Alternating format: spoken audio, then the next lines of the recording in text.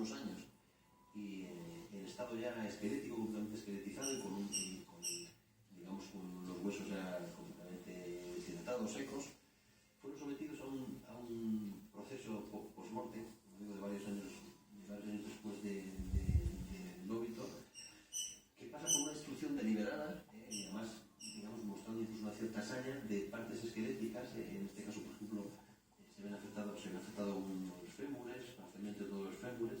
Hay otras partes del esqueleto, sin embargo, que están completamente intactas, como las extremidades inferiores y superiores, y sobre todo este proceso de fractura intencional afecta sobre todo los cráneos.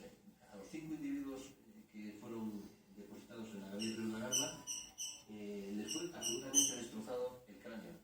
Nosotros lo que pensamos es que esta destrucción deliberada significa una voluntad de alguna manera de que estos muertos, de estas personas, digamos, tuvieran o les otorgasen alguna capacidad de influir de alguna manera en la comunidad, en el grupo social, aunque estuvieran fallecidos, y una creencia en la que destruir físicamente esos cráneos podría impedir de alguna manera que de alguna manera volvieran, a lo mejor no en carne mortal, pero sí en forma de espíritu o de fuerza maléfica, digamos, a influir negativamente de alguna manera en la sociedad. En Francia en concreto se acuñó un término que ahora tú has utilizado, que es el de los revenants, las personas que vuelven, ¿no?, de más allá de la muerte, pero con una connotación no positiva, sino todo lo contrario, una connotación negativa, maléfica, ¿no?, y fantasma.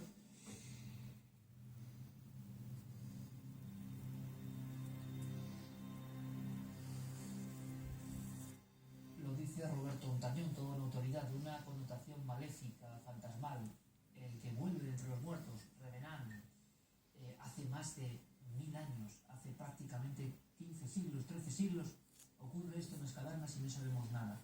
Ni qué encontraron, ni qué buscaban, ni por qué hallaron una muerte tan atroz.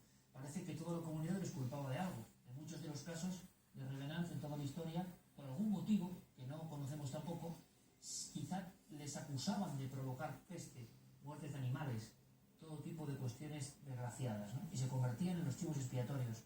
5 hombres jóvenes, se han dado cuenta, con elementos que se repiten en todos los casos de Europa del Este. Por tanto, conclusión para mí esencial, mucho antes de los casos descubiertos en Europa del Este, muchísimo antes, en España está pasando eso. Y lo que no podíamos esperar, y la primera noticia fue de nuestro compañero Ontañón, es que otros prestigiosos arqueólogos habían encontrado en diferentes puntos de Cantabria el mismo rito y la misma destrucción, el mismo miedo al revenant.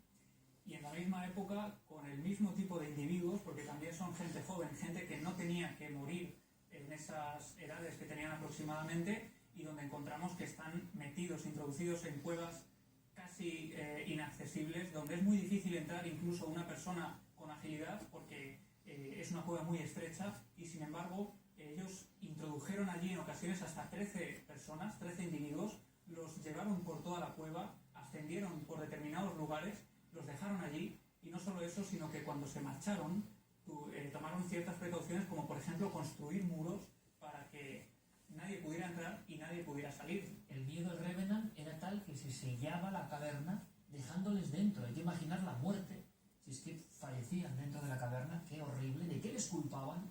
¿Por qué, no? ¿Por qué tenía esta gente de diferente? Diferentes cuevas que hemos visitado. Sí, hemos si estado vamos a ver. En Las Penas y en Río Cueva, donde se han encontrado este mismo tipo de ritos, y que desde luego es sorprendente. Vamos a ver.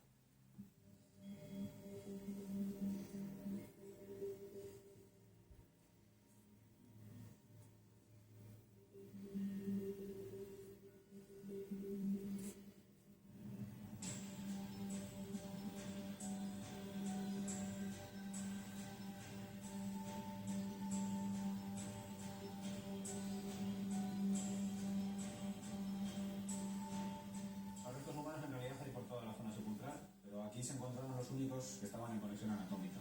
Entonces había uno en decúbito lateral, tumbado aquí, apareció al lado de un hacha.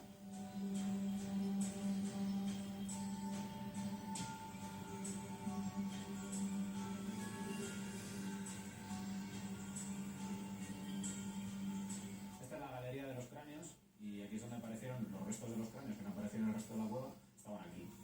Y como hablaba antes, se habían tomado la molestia de recogerlos, traerlos aquí, romperlos, rasurarlos y machacarlos taparlos con algo y quemarlos. Y junto a los cráneos aparecen muchos restos de cereal quemado.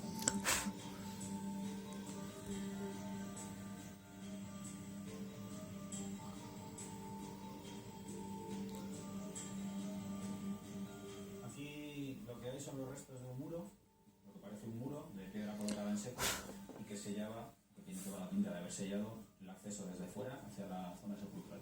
Y en principio podría pensarse que era para impedir que alguien entrara, pero quizá también para impedir que alguien saliera.